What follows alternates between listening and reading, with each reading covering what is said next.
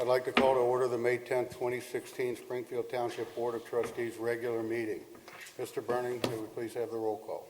Yes, Mr. Bernie, Present? Ms. McFarland, Present. Mr. Honolaw is sick and absent, excused absence. All right, can we now do the Pledge of Allegiance? Would everybody please rise? I pledge allegiance to the flag of the United States of America and to the republic for which it stands, one nation, under God, indivisible, with liberty and justice for all.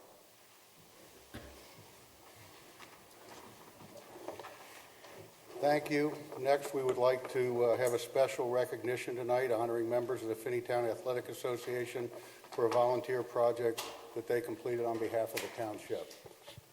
So Kim, you want to talk about that a little bit? Sure. Finneytown Athletic Association for the last several years has worked with the Reds Community Fund on a volunteer project. And both this year and actually last year, they did significant projects at Hellwig Park and also at Hillside Park.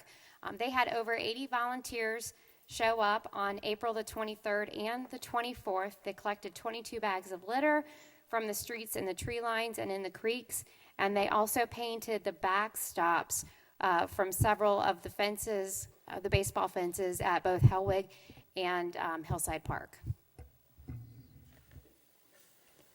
All right, thanks, Kim. If y'all would like to come up, is anybody here from the Finneytown Athletic I Association? see them.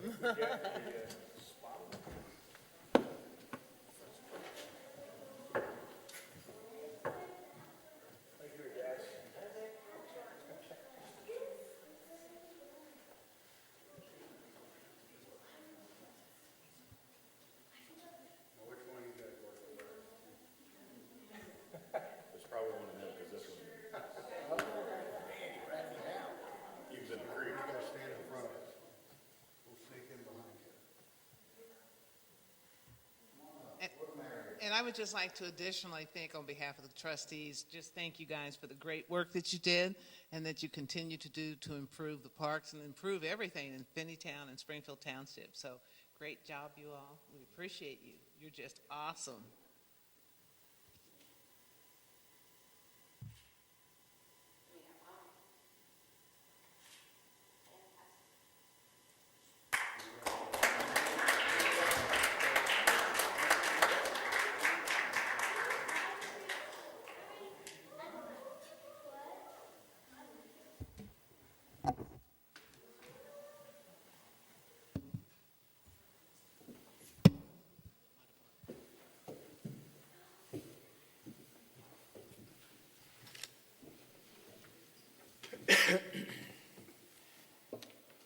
All right, going back to the meeting, can we have the meeting minutes from the April 12th regular board meeting, the April 26th regular board of work session, and the May 6th bid opening meeting?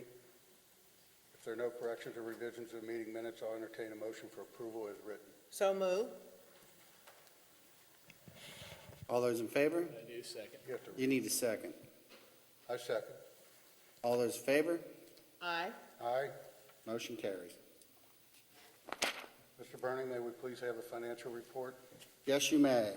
For the month ending April 30th, 2016, the township expenditures were $1,878,000, $878,676.17, and receipts were $218,246.93. The ending cash balance was $17,820,598.82.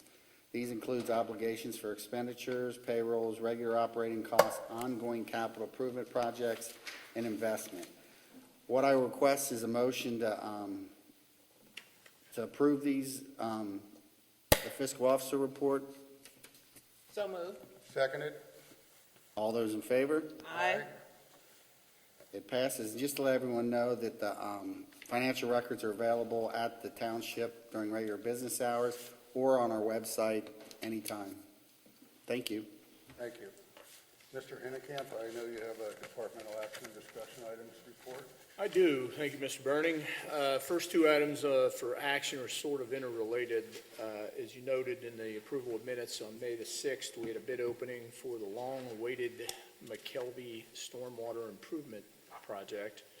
And unfortunately, the bids did come in a little higher than the estimate. The estimate for that project was $321,016. Our low bidder, Stauffer Site Services, was at $345,330, so that's roughly $24,000 over the estimate. However, it does still fall within the 10% allowance for us to being able to accept the bid. And after discussions with Mr. Gold, it is our recommendation that we do recommend that the board accept that bid and move forward. We don't believe that rebidding it will bring in a lower bid at this time, given the kind of design and complexities of that project. So that would be our recommendation. So just looking for a motion for the board to award that contract, subject to final review by legal counsel. So moved. Second it? All those in favor? Aye. Motion carries. And then, as I mentioned, the next item is sort of interrelated, and what we're going to recommend is that we're at that time of the year where the Hamilton County Engineers makes available what they call their 20% funds. This is a portion of funding that the county engineer receives. I think it originates from gas tax that the engineer receives. They then make a portion of that, 20% of it, back available to each of the jurisdictions within Hamilton County, all the townships in the county. Historically, what we have done with that money is we have taken our 20% money and dedicated that money towards what we used to call reclamite or rejuvenation project. This particular year, given the increase in the McKelvey Road project, we would recommend that we submit our application for those 20% monies for a portion of the McKelvey Road storm sewer project. It won't cover all of the costs. I think there's about $1,000 difference that we'll take out of road district, but it will cover most of that overage that we expected. I think that would be a good thing. I mean, we're lucky to get that opportunity. That is Did you want to correct. say something? I was just going to say, the residents in that area will be very excited to see construction, so the sooner that we can get construction going, the better. Now, when do we estimate the construction is going to begin? This year or next year? It will be this year, Okay. late summer, Late summer, the and way we're looking at things right now. goal is to be completed before Yeah. the end of the year. So motion I'm looking for is that the board dedicate our 20% distribution funds for the McKelvey, portion of McKelvey Road stormwater project. So move. Seconded? All those in favor? Aye. Motion carries. Next two items I have are similar, one for Mount Healthy School District, the other for the Finneytown School District, and these are our school resource officer agreements, something we do annually. For the Mount Healthy agreement, there is no change from last year, and for the Finneytown agreement, there really technically is not a change. We have modified the hours somewhat, and Chief, as you indicated to me, those were the hours that were originally always intended to be, so this isn't really a change. It's what the general understanding always was. That's correct. There's just a fluctuation of actual school hours each year, and it's stated and understood in paragraph 2 that the school resource officer is there for 8 hours each day school's in session, so essentially no change. So that's it. So in all other ways, the agreements for both Mount Healthy and Finneytown are the same, and I just need a motion from the board authorizing me to enter into those agreements. So move. Seconded? All those in favor? Aye. Aye. Motion carries. The next item I have has to do with a request we received from some folks from the Historical Society over in the Covered Bridge area. Just a little background there. The Covered Bridge currently has a historic marker right before the bridge as you enter it, kind of designating that as a historic bridge. The request that we have is to locate a similar type marker which would commemorate something that took place on the property, which is sort of directly adjacent to it. It's known as the Old Lane Estate. There's a lot of history involved with that site, and apparently unbeknownst to probably most of us, that some piece of farm equipment known as the Reaper was first successfully used on that property. And so this marker would commemorate that event. And what is being sought here by the trustee, or by this group, is sort of support for their application to locate this marker there. It's very close, as Mike's looked at, it's very close as to whether it's on township right-of-way or it's really on property owned by the Corps of Engineers. So what I'm seeking from the board is a motion in support of the application to locate that sign there. And if it is township right-of-way, authorization to locate the sign there. If it's not and it's on Army Corps, we would simply be saying that the board has no objection and would support the application. So that's the motion, looking forward to. I have a question. Indicate the sign. What is a reaper? I was afraid you were going to ask me that, and that's why I've got Mike? a Public Works Director here to answer that question. The Reaper, best of my knowledge, Reaper was a piece of farm equipment that more or less cut the grass, removed straws, that kind of things. It was, Oh, okay. Yeah, it's, I guess, your equivalent of like a push buggy grass cutter type of piece of equipment. That's a little bit of research and a little bit of explanation that I received from the Historical Society of that kind of. It had to been some time ago, because I was raised on a farm and we never had any piece of equipment like that, so it has to Reapers go. of a different kind. Yes. Yes. So I make a motion that we support them in their opportunity to declare that a historical area. And Second. approve, if the case, if it's in our right-of-way, approve. That we would support that, yes. All those in favor? Aye. Motion carries. I have two revisions to personnel policies. Both of these, this is Section 102 and 106. 102 is the section of our personnel policy that deals with equal employment opportunity, and 106, immigration law compliance. These are very, very minor changes to some of the wording, and these are simply to comply with federal law regarding to eligibility of individuals as possible employees of the township. Laura, do you want to add anything? I know that the changes are very, very subtle. They're very minor. There's some changes in the way the wording is. We had citizenship in there, U.S. citizens, and individuals eligible to work, and I believe the switches to work eligible individuals. It's really no different than what we were doing, but it has the wording that complies with the Immigration Act. So that just puts us more in compliance, as we've always been, but just Clarifies. clarifying it a I little think bit. we've been in compliance, it's a clarification. In case someone's confused. Okay. So again, the motion looking for is that the board authorize the revisions to those two sections of our personnel policy manual. So moved. Second it? All those in favor? Aye. Motion carries. The next request is to seek the board's authorization.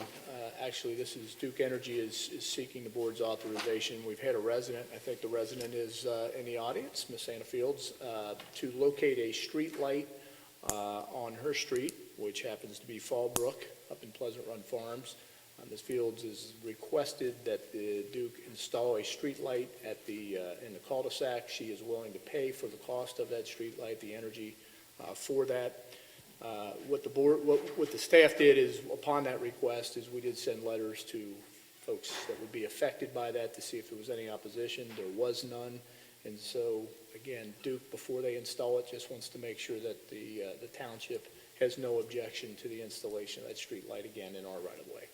So just need a motion indicating such, and we'll forward the letter to Duke. So indicating moved. No objection. I second it?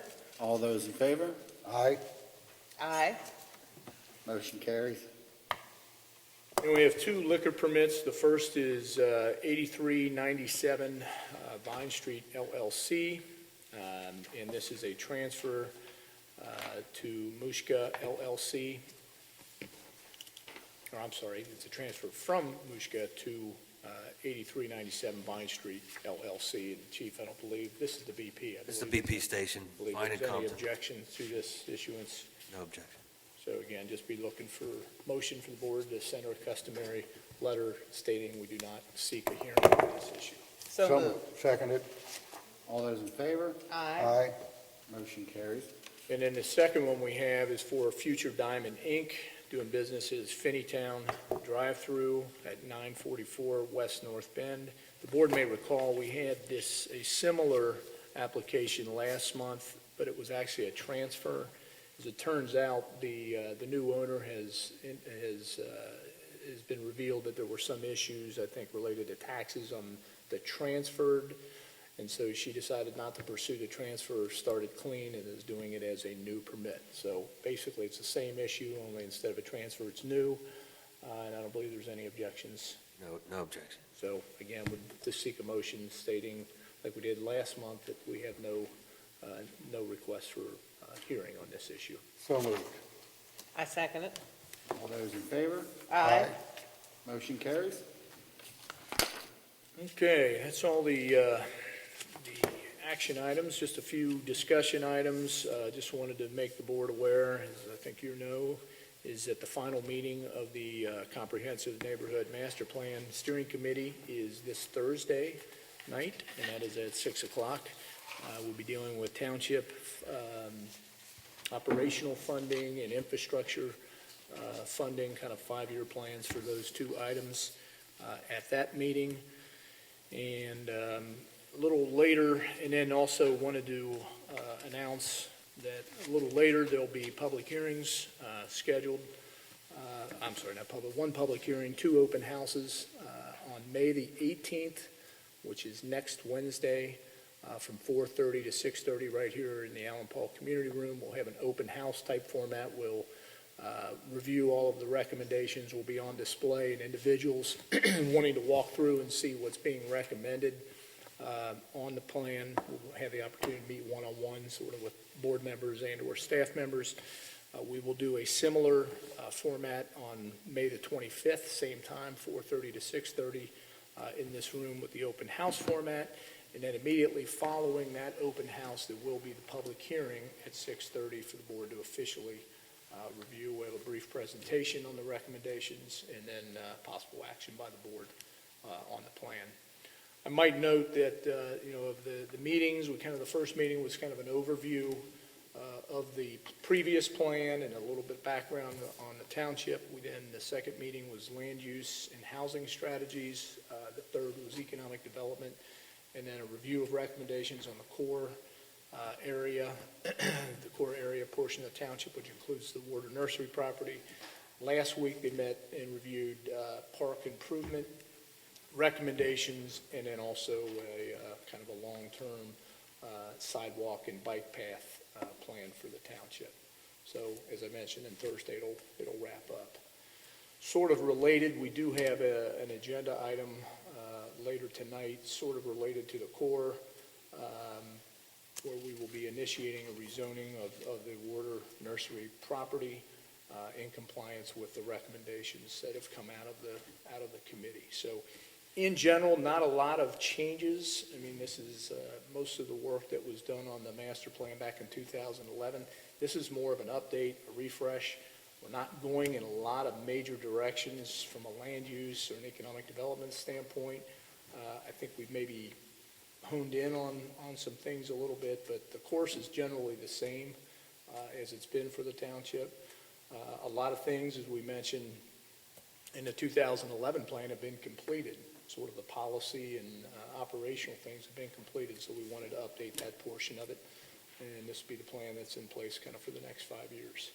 So we'll, Mike, I've been so impressed with the individuals that's on the committee and the questions that they ask and the interaction that's occurred, and some really, really great questions that really show that they really are committed to wanting to, as a whole, improve the township and be a part of that whole process. And so I just continue to be impressed with the team of individuals from the community that are there and representing everyone in the township. So they're doing a great job.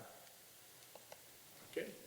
One more announcement. Just wanted to remind the board and the public that on Saturday, May the 21st, Township will have a public auction at the Springfield Township Service Department, which is located at 952 Compton Road.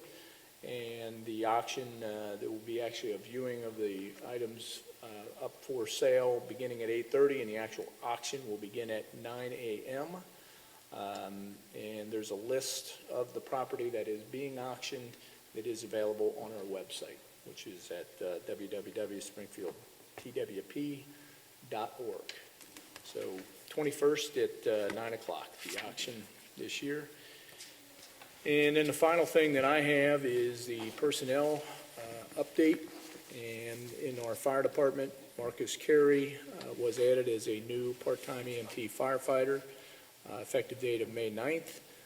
Anthony Dryden, part-time EMT firefighter, also May the 9th. And Jeffrey Morris is a part-time EMT firefighter, also May the 9th. And Shane Schnell is a part-time paramedic firefighter. His effective date also May the 9th, 2016. In our police department, happy to report the promotion of Ben Huxell, who was a patrol officer. His promotion is to the position of sergeant, effective April the 18th, 2016. Matt Wilcher was promoted from sergeant to detective sergeant. The effective date of that promotion, April 23rd, 2016. And Jamie Bird, who was a part-time police officer, was promoted to a full-time police officer. Her effective date is May the 8th, 2016. And I did also accept the resignation of John Cole. John, the long-term full-time police officer, then came back as a part-timer, and John now is retiring to move on. I think he's taken on another duty with the coroner's office. Correct. Is that correct? So wish John best of luck there. And we also did have a new hire. Joe Hinnenkamp is a summer laborer, effective date May the 9th. That's an interesting First. last name. Is that It someone- is. Not my kid, though. Okay. And that, Kim, I'll ask you maybe to give us a quick update on community events and programs. Okay, thank you. Throughout May, we're having our open house and our public auction events. And then in June, we'll start up our summer series. June 9th, we have our Puppets for Lunch event. That goes from 12 to 1:30 as a free program. June 17th, we have our Touch a Truck event. That goes from 11 to 2. And on June 23rd, we'll start our summer concert series, and we're going to kick it off with a country band called the Amy Sailor Band. The food and booths will be open at 6, and the concert will start at 7. From there, we'll have concerts every other week. Wonderful. Can you go into a little detail about the mammography that's going to occur? I think that's really That's important. tomorrow. Yeah, tomorrow, May the 11th. Tri-Health has a mammography van that's going to be out in the parking lot here at the Grove from 10 a.m. to 2 p.m., and they are still accepting reservations. You have to make reservations? You do. You have to make an appointment. So there's a phone number that's on our website and also an online scheduling that's available. And actually, we had an e-news that went out today to remind people that those are still open. Thank you, Kim. The board has copies of all the department and activity reports, so unless there's any questions, that is all I have. Thank you, Mike. God bless you. We have 8 resolutions on the agenda before the board tonight. First resolution is resolution number 31-2016, declaring nuisances pursuant to Ohio Revised Code Section 505.87 at various listed properties within Springfield Township, and authorizing statutory actions necessary to abate the nuisances. Is there a motion? So moved. Seconded? Mr. Burning? Aye. Ms. McFarland? Aye. Motion carries. The second resolution is resolution number 32-2016, declaring surplus property in Service Department Senior Center and Grove Event Center. Is there a motion? So moved. Seconded? Mr. Burning? Aye. Ms. McFarland? Aye. Resolution carries. The next resolution is resolution number 33-2016, authorizing participation in the ODOT winter contract 18-17 for road salt. Do we have a motion? So move. Seconded? Mr. Burning? Aye. Ms. McFarland? Aye. Resolution carries. The next one is resolution number 34-2016, authorizing private sale of unneeded and unfit for use property in the Drug Abuse Reduction Task Force Department. Do we have a motion? So move. Seconded? Mr. Burning? Aye. Ms. McFarland? Aye. Resolution carries. Next is resolution number 35-2016, authorizing the sale by internet auction of vehicles forfeited to Springfield Township pursuant to section 4503.233E1 of the Ohio Revised Code, which are no longer needed for public use, are obsolete or unfit for use in the Drug Abuse Reduction Task Force of the Police Department. Do we have a motion? So move. Seconded? Mr. Burning? Aye. Ms. McFarland? Aye. Resolution carries. Next is resolution number 36-2016, authorizing the private sale of junk motor vehicles which were titled to the township pursuant to Revised Code 4513.61 and Revised Code 4513.62, and which are not needed or unfit for use in any township department. Do we have a motion? So move. Seconded? Mr. Burning? Aye. Ms. McFarland? Aye. Resolution carries.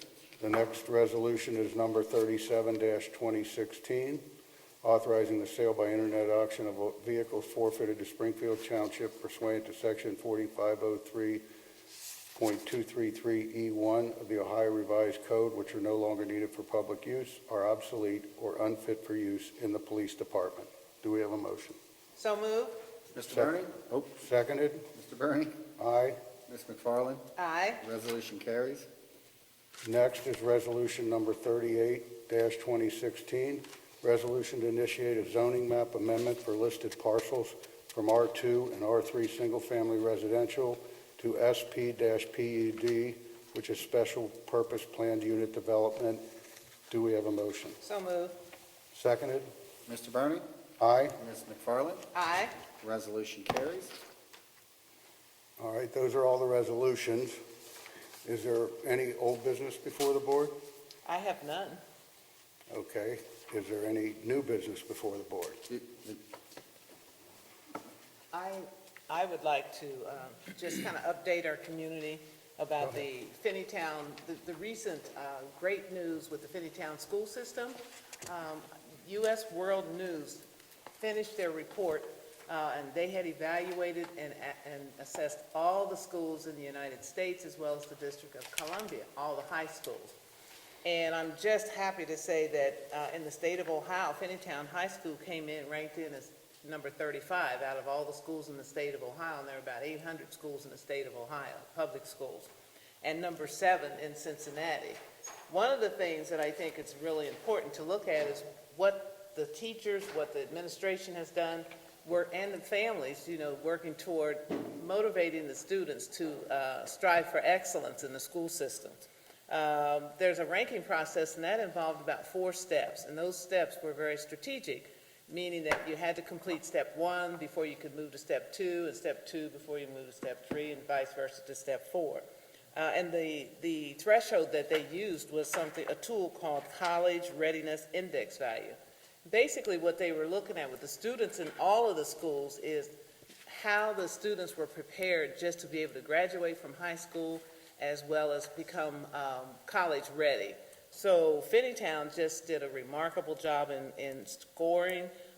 Some of the ranking determinations that they looked at was how many students in all of the schools graduated from high school as well as became college ready. And one of the things that I found really phenomenal is if you didn't want to go to college, the goal was to have individuals graduate from high school and then maybe pursue other types of continuing their education. So the school followed and adhered to some really strict best practice, academically. And for them to rank as they did, they earned what is called a silver award, a civil award and a medal award. And so in order to do that, they completed all those standards. It's just like if you've ever been involved in an accreditation process. As you strive for excellence, there are certain criteria that you have to continue to achieve. So because of that, the U.S. World News now is giving them a banner And only those schools that achieve those awards can demonstrate and you hang those banners. So it's a great, great job, and we are so proud of the Finneytown school system, proud of the teachers, the administration, everything that they did to motivate and kind of revitalize the kids from when 3 or 4 years ago to where we are today. So I just want to thank all of the staff again and administrators who came together as a team to make this happen. So I think we should just give them a big hand, because that was a big job, and there's students here, so you got some things to look forward to. And as a side note, when you look at the report from U.S. News and World Report, a couple of the schools are within a few places of Finneytown, or Sycamore and Madeira, where you always hear how great their school systems are. And Finneytown was right there within a few spots of where they ended up. So great job, Finneytown. Amen. That's all I have. Okay, now we've come to the citizens' participation. If anyone in the audience here tonight would like to address the board, I would ask that you please come forward to the podium, state your name and address for the record. Do we have anybody that wants to speak to the board?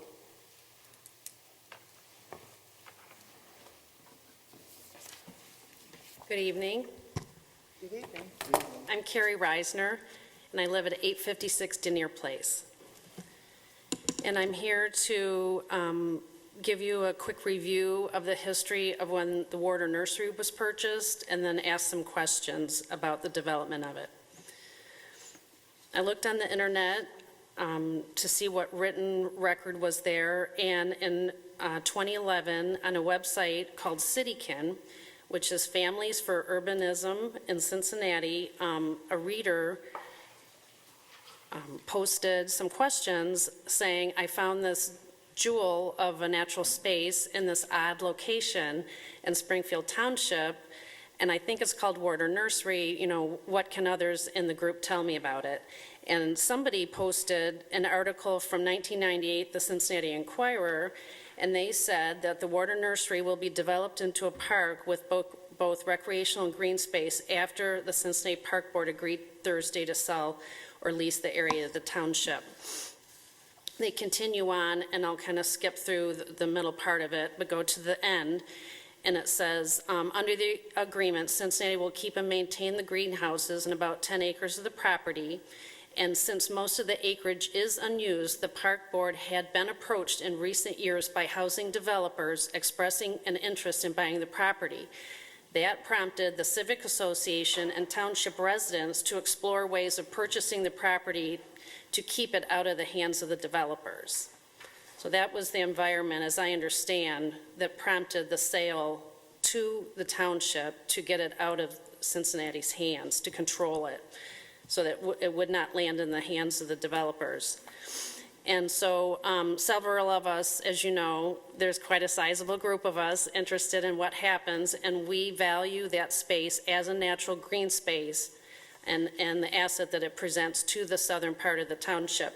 So I looked up the deed, so I got a copy of the deed to Warder, and down in section B, it says, for not less than 10 years, the date of delivery of the deed to the township, its successors or assigns, shall not use or permit the use of the property for other than park or recreational purposes. And here I think is the important point. During that 10-year period, the township shall develop and implement a park plan for the property for its use as a park and recreational site. So that was the condition in which the property was purchased, that the seller was willing to sell the land to the township. So my question is, why in 10 years was it not developed into a park? Mike, you want to clarify that since? Sure, I don't know if you were at the public hearing that we did back in December, where we went through kind of an extensive history of that site. There was a couple of reasons. I mean, generally the way that's worded is we did complete the park plan. The implementation refers to the completion of an actual plan. So that portion, according to the city, according to all review, satisfies the deed requirement. Why it wasn't completed is basically because it was about a $14 million park plan that was completed, and the board had intentions of doing that over a kind of a long period of time, And as we sought funding for it, we were unsuccessful to get funding in a number of different ways. And then say roughly about 2005, it became pretty obvious with the economy, with where the state was going, with some funding issues, that A, we were never going to be able to afford to, A, construct the park, or B, maintain it if it ever was constructed. About that same time, there was a lot of push from the very same people who were instrumental in getting the township to look into that site initially, saying, you know what, the trends of where communities are going and what Finneytown community and the Springfield Township community really needs is not another park. We have close to, right up the road, we have a 2,500-acre county park, and the township at that time, I think, had 17 parks of its own. The need was more for housing, that we're losing some of our best residents because we're landlocked. There isn't a new housing choice for people, and as they age, they're looking for a different type of housing. And so we began to investigate whether that, in fact, was a direction in which the trustees and the board wanted to go, and that was going to be actually more beneficial to the community. And so that was pursued during the 2000, probably 7, 8, 9 period of time. We then did that more formally, community-wide, with the comprehensive neighborhood plan that we talked about earlier tonight, the initial one back in 2000. We went through the process that started in 2009, actually was adopted by the board in 11. Well, we had, we went through this, I think there were 12 or 14 different public hearings from start to finish, where we looked into possible ideas for that site.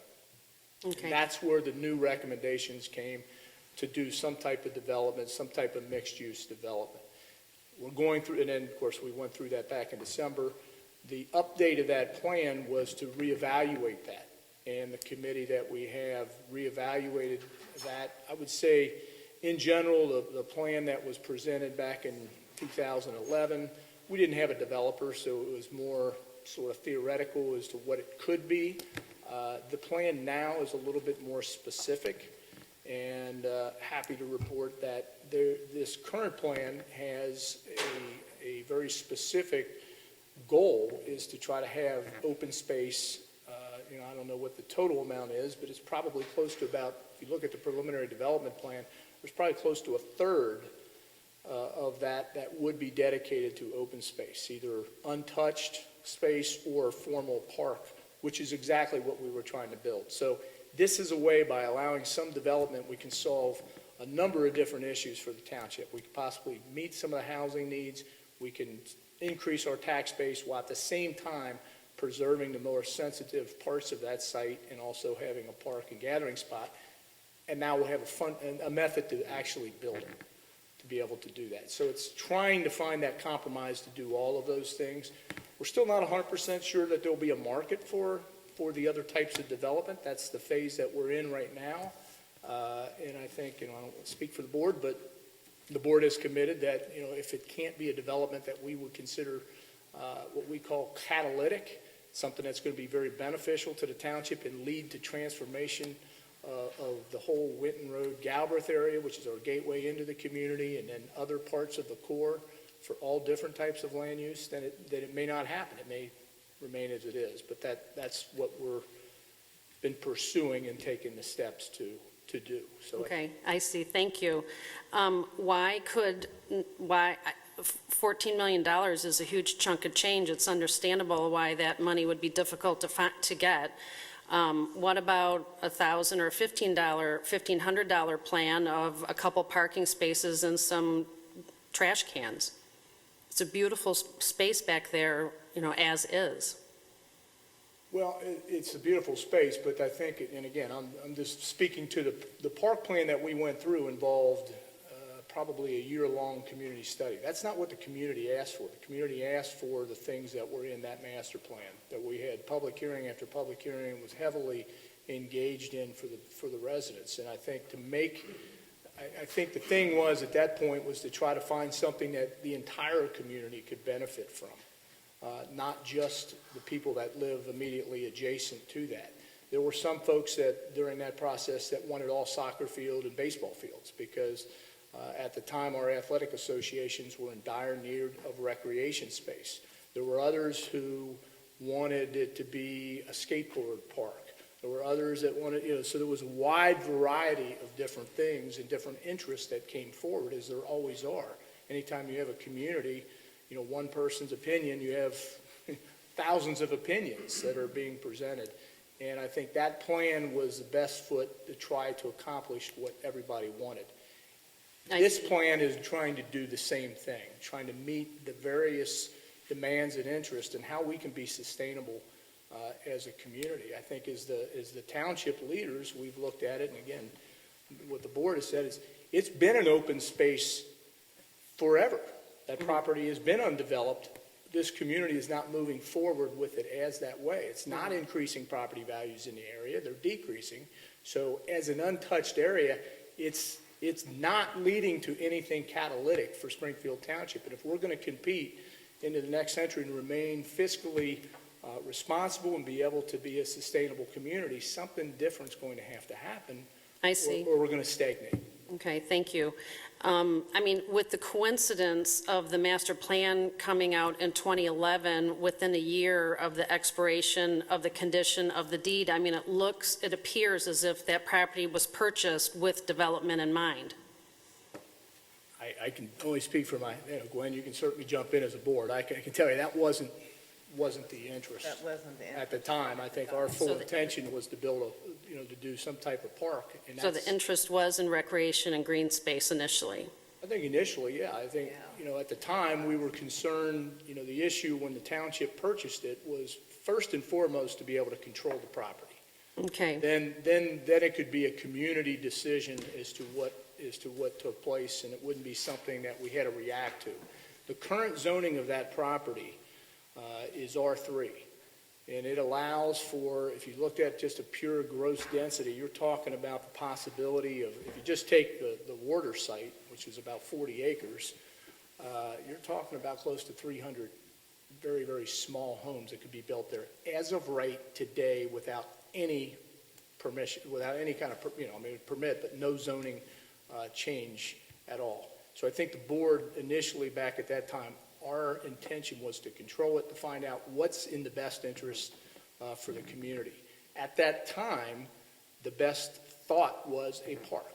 That's what the community seemed to think would be the best thing for it. Okay. That has changed over Okay. the nearly 20 years. okay, thank you very much. And I just want to just ditto to what Mike has said, because I know I was very concerned back then, because the last thing that we wanted to see was a multifamily high-rise going up there that would not be, in any way fit the community as a whole, the township as a whole. So we did that and made that decision, a good conscious decision, and we've been able to preserve it as we have. But, things are changing a little bit as well. But the big thing was that we did not have that high-rise, whatever type of building that was going to be there, that didn't fit anything that reflected the culture and the values of our township. Okay, good. Thank you very much. Thank you. We value the green space. Thank you. Thank you.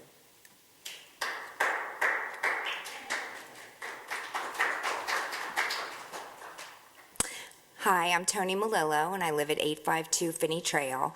And I have a couple questions about the Warder area also, specifically around the developer. But before I do, I just wanted to clarify, the resolution that was just passed tonight, is that for the entire space? Like, I guess R2 and R3, is that, how many acres is that? What you're talking about in this? In total, I believe there's about 70, just under 70 acres. Chris. Okay, It's about 70 acres. It includes all of the township-owned properties, so the original Warder site, and then the two subsequent purchases along North Bend Road. It also includes the Finneytown School District property, so the Whitaker Elementary site. They have agreed to be a party to it, and as has the Cincinnati Park Board with their 10 acres. okay. So those are the major parcels that are included in the rezoning. And when it's, I think I know the answer to this, but I just want to make sure, when it's rezoned to the special purpose planned unit development, what that means is that could be housing, that could be mixed use, that could be kept park-like or open? Yes. And, okay. Mixed use. Okay. Mixed use, what it does, Tony, is the designation is one part of it, but in any time you see PUD, what it's really referring to is that there's a specific, what's known as a preliminary and then ultimately final development plan approval. So what's permitted is only what's specifically permitted on that plan and ultimately approved by the board. So it is a very site plan specific. So if the plan shows, for instance, and in this case shows almost a third of the site, I think roughly, is green space, if that's what's approved, that's what it has to be. And that's the beauty of a PUD, is it locks in a very specific plan for a particular parcel. Okay. Whereas something that's not a planned unit development allows whatever the district permits, and as long as you meet the minimum standard, that use is permitted. This is very specific, much more detailed. Okay. But it could always be rezoned in the future again, right, through this same process? Any property could always be rezoned, yes. Okay. Okay, so specifically about the developer, I'm still curious about when those signs are going to go up. Are signs going up around the water saying, available, if interested, call this number? Are you asking, will there be signs? Yeah, will there and Yes. when? Yes. It's kind I of, would think any day. yeah. Yeah, because I thought it was coming soon, and I just haven't seen anything. It So I'm is, I just think wondering, is it's that just still probably happening? Is for them that, to get the sign done, yeah. okay. That's the only, So in the reason I'm interested in that is I'm just trying to think about timeframes and what's happening. So I guess my next, so soon is the answer to that one. So I guess my next question is, we had that big meeting in December. The developer came in, kind of said, here's conceptually what we're thinking. And then, since then, my understanding is, just kind of on their own soliciting interest. At some point, there'll be signs, it'll be more formal. What else has happened since that meeting? Like, I'm just trying to understand kind of formal steps that have been happening sort of behind the scenes, or not like it's sneaky, but since December. Because we have had this, the Yeah, I committee mean- has been meeting and had met, and Mike, I think one of Identify the things one that meeting. came, yeah, I'm sorry, Gwen. Go One of ahead. the things that came out of that meeting was the request to do a committee, to relook at it, to study it, and so it was timed. The plan was 5 years old, or a comprehensive neighborhood master plan is 5 years old. What we try to do with most township plans, especially our land use plan, is update that every 5 years. It doesn't mean you change it, it just means you review it every 5 years. So I think that was the biggest thing. The developer kind of backed off a little bit and wanted to make sure that that was still the desire and the direction that the township was going to go. So we reconvened the committee, we appointed new members. As you know, as a committee member, we've gone through those steps. That's probably been the bulk of it. I think on the side, what the developer has been doing primarily is continuing to investigate the market. They're going into the different use segments, they're going to the prospective end users, and they're seeing what interest there may be at this point. And the next step is now the rezoning of that property. Once it's rezoning, I think you'll see the marketing efforts really kind of kick in once that's taken place. Then it becomes real from a standpoint of them being able to market it. Right now, if they have interest, it's not zoned for what we want to build. Okay, that makes sense. So I know that you all mentioned at one point that the contract with the developer was up and then it was extended. I think that was in one of these trustee meetings, just the approval to extend the contract. So when is that contract up now? Like, how long does that last? It was October of 2017. I think it's the end of October. It wasn't up, we did extend it a year because we knew that there would be no way they could get Okay, to the point of going forward by the end of this year. So it's moved 1 year forward to October of 17. okay. And then what does that contract consist of?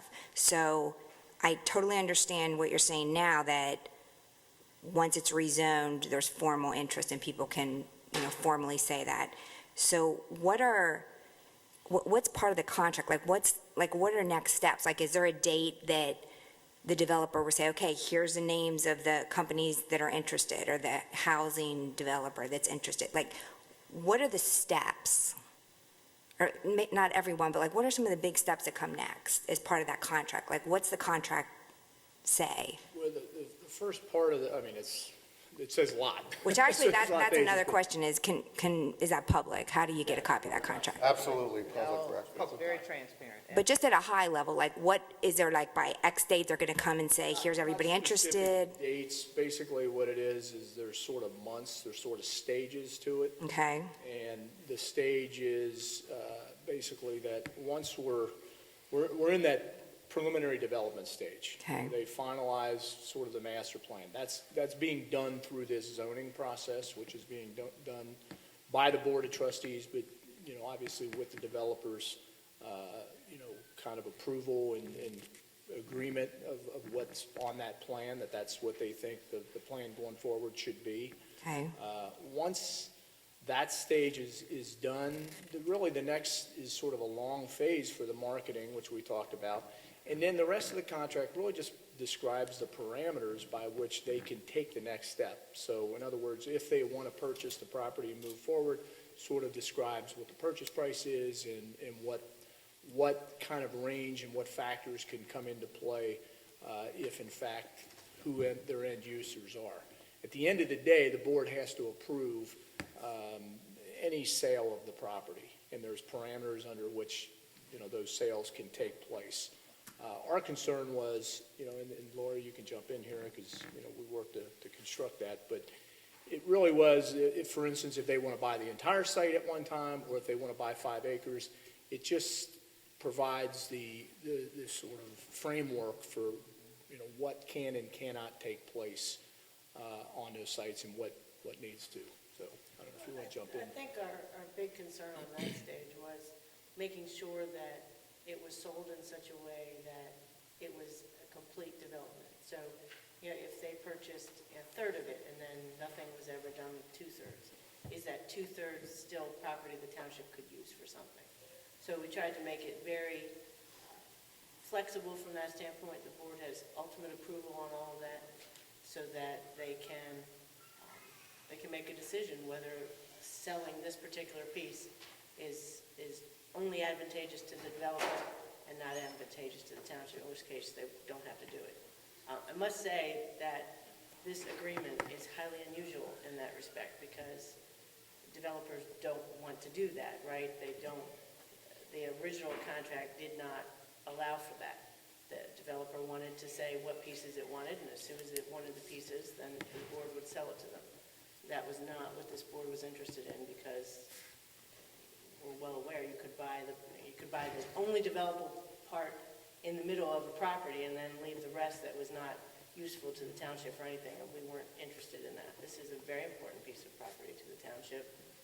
I negotiated the original purchase of this property, so it has always been very important. I think we took over a year to negotiate the original purchase of this property. So this is nothing that has been done quickly or without a lot of consideration, and this development contract is another example of that. And I have to say, I've never worked with a developer who has been as good about the contract terms as this developer. okay. So, and just a couple more questions along those lines. So if we did want to see a copy of the contract, how, do I email you, or how would we do that? I can bring you a copy Thursday if you want. Okay, all right, that's great. Take that as your public records request. Okay, thank you, that was easy.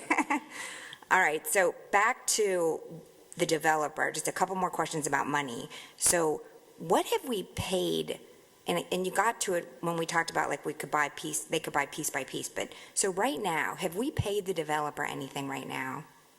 Okay. So so we never pay them? So they pay us for the land and we don't pay the developer anything? We were very adamant about not entering into an agreement. The board was very clear when we started this process that, you know, the township was not going to come out of pocket for this developer, or any developer for that matter, to do a study or to do preliminary development plan. You know, that type of thing was not something we were interested in. There is some amount of dollars not being paid to the developer. There's some engineering work that had to be done as far as the rezoning, just on a survey so that you could prepare the plat. And even that cost, which really could be entirely the township, was shared between us and the developer. But that's not being paid to St. Francis Group. That's Okay. being paid to an engineering firm to actually prepare some of the rezoning documents. Like I said, things that we don't have the capability, that you got to do meets and bounds, descriptions, and things like that. But no, there is no fee goes to the developer. So then eventually, how does, again, this is probably very basic, but how does the developer make money then? He makes money by, he's expending, like any developer, they acquire a piece of property, they invest significantly. The developer typically, in this case, will be doing the majority of sort of the infrastructure work. They will put in what is known as the improvements to the property, the street, the water, the sewer, all of the, those types of things. And they'll be taking a piece of essentially raw ground and then selling it as pad-ready or developable. And so they're going to sell it for a significantly higher amount than they purchased it for because they've got a huge amount in the land. But theoretically, that's how it works. Because they will actually then sell it to these mixed-use businesses. They will Okay. sell it to the end user of the property, or maybe not, maybe they'll lease it. There's a million, I don't know how You're right. exactly they'll do it. There's a lot of different ways, but that's Okay. generally how any developer gets paid. They buy a piece of raw ground, sell, and ultimately your house was some developer Okay. that bought that ground and developed it, sold it to builders. The builder built the house, sold it to you at an increased price. That's same theory. Okay. And then the way that the township gets money is upfront through the sale is the biggest chunk, right? And then how else do we get money ongoing? Or Well, do we? The tax base generated by the end use, that property is paying zero now because it's owned by us, so it's public, so there is no property tax or any type of revenue generated off of that site. Any of the 70 acres roughly that's in this rezoning is paying zero in any type of property tax. So the businesses that the developer sells to, the businesses will pay property tax? They will pay property tax, they will pay potentially income tax through the JEDs, depending again what those users are. The residential wouldn't, but any other type of non-residential use would be subject to the JEDs, the income tax, and also the property tax. Okay. So even if the property was owned privately, it would be paying some tax, but there's no improvements on the site. So any improvements are going to elevate the assessed valuation of the property, and that's where the property tax would kick in. So at some point, there's talk about tax abatements. What, There are tax abatements, there are various incentives and different ways that you can fund properties, and tax abatements can be granted. The township has the ability to grant tax abatements on certain properties today. I don't think we're looking at tax abatement for the water site, because our abilities to offer tax abatements are basically for light industrial property. We can't do it for retail uses. okay. So you mentioned kind of the three main reasons that we wanted to do the core development were to generate income for the housing and to hopefully sort of, I don't know, recharge the community. So just from the income standpoint, it sounds like the biggest thing really is the initial sale and the income at that point. Is that right? I think that would be probably your big one-time amount of money coming in potentially, but the more, probably the more important part is the revenue stream of what would come in annually. in terms of Especially for the tax school base. districts would benefit the most from that. Yeah, the ongoing taxes every year that, you're taking a piece that generates zero and could generate, depending on the uses, you could fill in the blank, could be $250,000 to $500,000 of taxes annually that come in from the site when it's fully developed. Okay.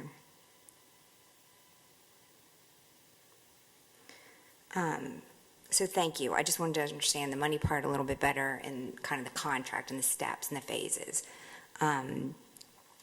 So in my last question, the public hearing on the 25th, so after the open house, you said there's a public hearing, and that's when the board could take action, which I would assume kind of approve the update to the master plan that we updated.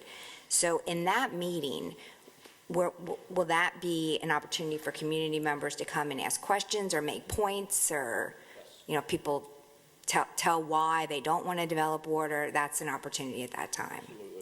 Absolutely. As would be the open houses.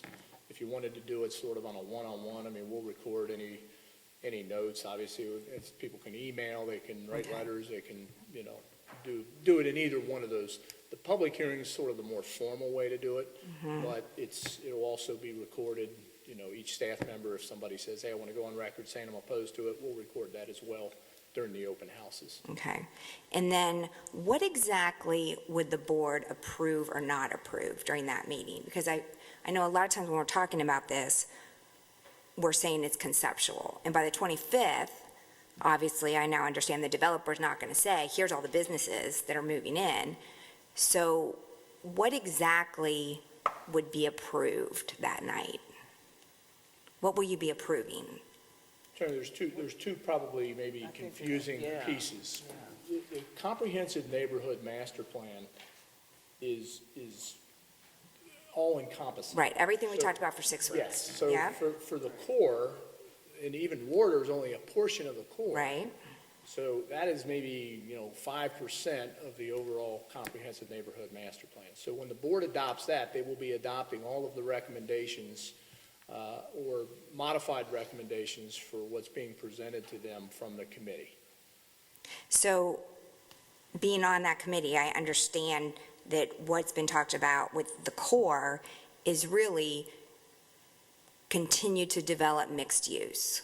So I guess that's, if the board is approving the whole committee recommendation, is it fair to say what they're approving for the water area is to move forward with mixed use conceptually? They were to take the recommendation as it's being presented from the committee, yes, that's what the board would be reviewing, that's what the board would be adopting. Okay, And the plan that, the conceptual plan that was shown. okay. And then the master plan committee stuff is over? That's done? That was pretty much approved? Water is approved to move forward mixed use conceptually? So then what's next after that? Will there be community meetings just to talk about core development and water as progress is made with the developer, like there was in December, or what will be next? Well, there's the rezoning of the property, and that has a series of other legally required public hearings that follows a very state statute required process. We've taken this first step to that tonight to initiate that, and there will be hearings to review first the rezoning of that property, and with the rezoning, because it's a PUD, there's, as I mentioned earlier, the preliminary development plan.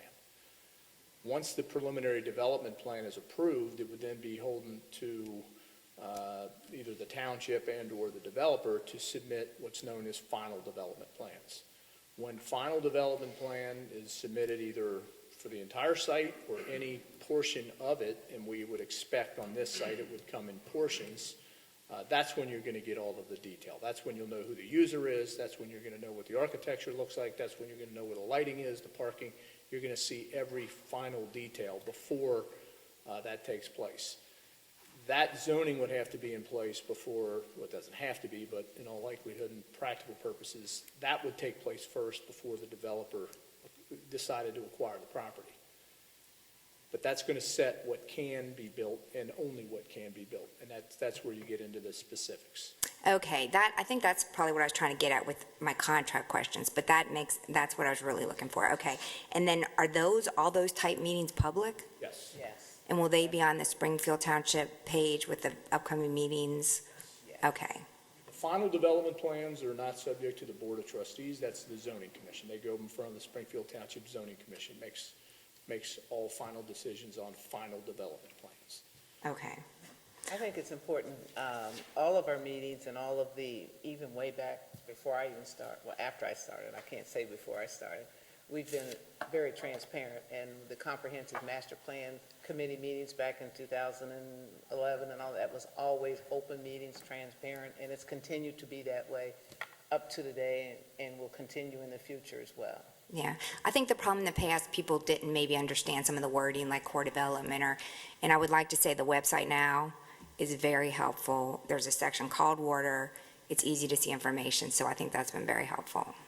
Tony, just so you know about the same amount about exactly what's going to happen. I mean, when we say it's a conceptual thing, it's still conceptual to us too. We don't have a bunch of information that we're not sharing with you that we know they're going to do this or they're going to do that.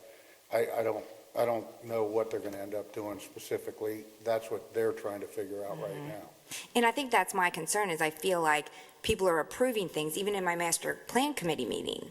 People are saying, oh, it sounds good, it's going to be boutique, it's going to be this, but we don't know the details. And you guys are approving something that's conceptual. But Mike, you've actually helped me to understand how we're getting more granular and what those steps are and how, we can be involved in those steps. And ultimately, we have to approve what they're actually going to do. The board has to approve what they're actually going to do. They can't just decide to put a restaurant in there and that we have to approve whether that would be appropriate or not. Yeah. And again, we're looking at the township as a whole and that area as well. We're not going to approve anything that's not going to be beneficial to the township and to this as a whole. I mean, that's real critical. That, again, goes back to when we initially purchased the property. It was very clear that what was going to be developed there was not something that you would not want in the community, I would not want. So we then intervened and purchased the property, and here we are today, continuing to evaluate it, reevaluate it, and your questions are great, especially with you being on that committee. Hopefully you can explain and clarify what you've learned, because you were at the meeting when they had the different individuals, the three individuals come in and discuss, the whole development of water, and then what were the assets, what were the attributes, and where do we go from here? And that's real critical. Tony, I would just say that I've got probably close to 35 years of dealing with zoning-related matters, and I can tell you, it is always a mystery to people. It's a complicated process. It's a confusing process because of the jargon, the nomenclature. I think sometimes Chris and I have been doing it for a long time, so you sort of take it for granted. But this process is maybe only unusual in the sense that I think we've got this thing buttoned down about as tight as you can button it down, because we understand the concerns not only the community has, but I got to tell you, long before the community had the concerns, the trustees have had these concerns and have been, we could have sold this property probably 10 times since we've owned it for a use that the board says, no, that's not what we're trying, or, and even some of them weren't bad, but the board says, no, that's not going to move the needle. It's not something that's going to, and it still might not get developed, because I think the board is going to be extremely deliberate about what happens on this site. So what we're trying to accomplish is pretty, I don't want to say grandiose, but it certainly has high expectations. And the process is confusing. I've never been to a public hearing where the residents didn't feel like something secretive was going on. That's just the way they feel. And it's very frustrating when you're on this end, because that's the process. That's the legal process that you have to go through. I think we're trying to take all of the steps to make it go through, and it feels like, well, wait a minute, you're proving stuff before you know what it's going to be. You never know in most cases, especially on, in a 3 or 4 acre development, But, I've dealt with large developments, like Weatherington up in Westchester.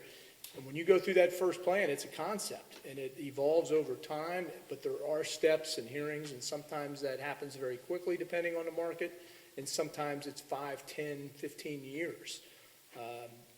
The Banks project down on the river, there are plans in the Cincinnati 1925 master plan that shows something that looks like the Banks with 2 stadiums, believe it or not. It takes that long sometimes for those things to come to fruition, and so believe me, I do understand what it feels like on the other side. It does feel secretive and confusing, and we're doing that intentionally so, and that's not the case, as Mark said. We don't know yet, but we are making sure that it goes through the stages. And the developer doesn't know yet. That's why he's putting out a lot of feelers into getting, a sense of who would be interested and who wouldn't, and he's got to crunch numbers and make sure this thing makes sense economically,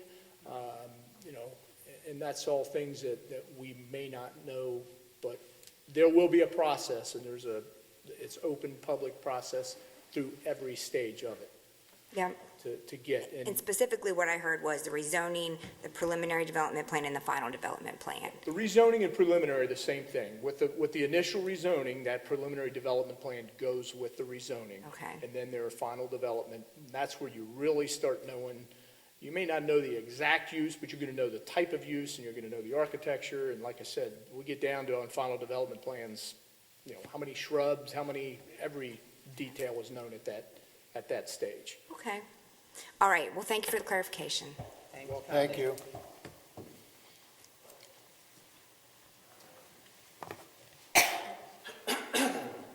Hi, Mark Franco's 889 Finney Trail Drive. When we had the meeting back in December 14, I was told, it was discussed that nothing was going to happen until this June. Has any property been transferred? On this thing? No, on this side? There has been no property transferred from the Finneytown Board of Education? No. There's been no transfers on the property. No, what you may be referring to is there is a land swap agreement, but it's an option. Oh, yeah, it's an option. It We haven't serves done as an anything. option that, the township has the right to do that upon their conditions being favorable, which we wouldn't do the land swap until the development became imminent. So the That's the only thing, but there's So been the no transfer. entries off of Winton are developed? I'm sorry, I didn't hear the question. The entries into Warder have been planned? No, we haven't planned, we're just trying to. They were not part of the- We don't have the plan set of where everything's going to be. So we do have access off Winton, but nothing's been planned exactly where it's going to be, if that makes sense. Yes. I mean, we have to get it zoned and get some interest before we move forward. Is your question, will there be access off of Winton Road? No, I was just told in the December 14th meeting that nothing was going to happen until this June. And we were going to have another meeting, but I know that there's been this land swap. No, there's an option. We haven't swapped anything. We're just trying to make option. I mean, we're trying to get it so we can kind of figure out what we have, because you can't make a plan till you know what you have. So no legal documents were Yeah, signed? we have an option to swap land. That would be, I guess that would be a legal document. Yeah. Yes. No But transfer. no land has There's been been no swapped. transfer of any property. Okay, thanks. Anybody else? Thanks, Mark. Okay, if we have no other business before the board tonight, I will entertain a motion to adjourn the regular meeting of the Board of Trustees. So move. Seconded? All those in favor? Aye. Meeting adjourned.